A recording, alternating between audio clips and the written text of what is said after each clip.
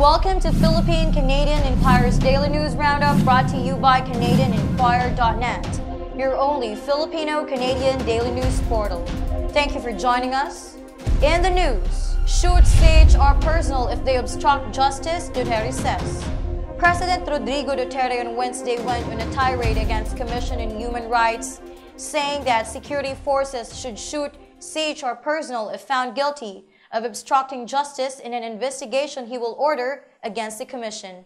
In response to Duterte's threat, the CHR said that it, quote, wishes to reiterate that it is merely doing its constitutional duty, and it remains hopeful that the government will recognize that the guarantee of equal protection of the law, as well as a fair and impartial trial, including investigation, is a constitutional right available to every single Filipino, end quote.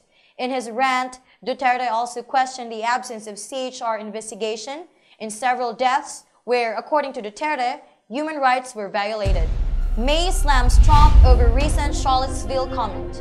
U.S. President Donald Trump's remarks had brought in another critic. British Prime Minister Theresa May on Wednesday condemned Trump's recent comments on the deadly encounter between white supremacists and counter-demonstrators in Charlottesville, Virginia. I think there is blame on both sides, Trump said on Tuesday in a press conference in New York. The UK leader opposed Trump's statement, saying there was, quote, no equivalence between those who profound fascist views and those who oppose them, end quote. Though May did not mention Trump's name in her comments, she cited that it is important for all those in positions of responsibility to condemn far-right views wherever we hear them. Senior politician and Scottish Conservatives leader Ruth Davidson also lambasted the U.S. president.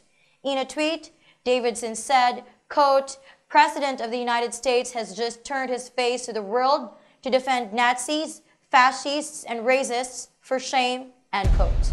New report points to 10 areas to help reverse overdose death toll in BC. The BC Center for Disease Control is calling for the expansion of prescription opioids in place of contaminated street drugs as a way to combat the province's overdose death crisis. The idea to expand the prescribing of opioids, such as injectable heroin and long-acting slow-release oral morphine, is among 10 areas of action that came out of a meeting in June. The BC Overdose Action Exchange meeting involved 130 people, including health professionals and drug users, and resulted in a report released by the center on Wednesday.